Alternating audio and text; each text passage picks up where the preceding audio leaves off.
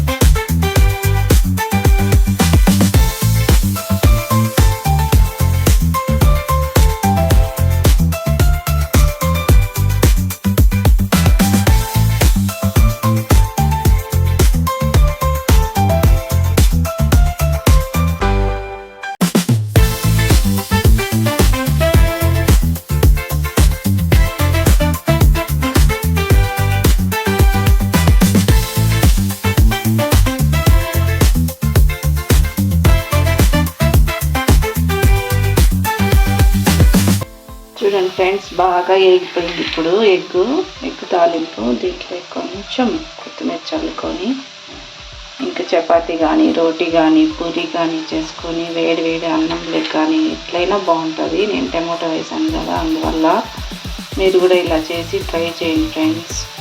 ఇవాళ ఈ egg curry మీకు నచ్చితే లైక్ చేయండి, షేర్ చేయండి, సబ్స్క్రైబ్ చేసుకోండి. Okay friends, bye.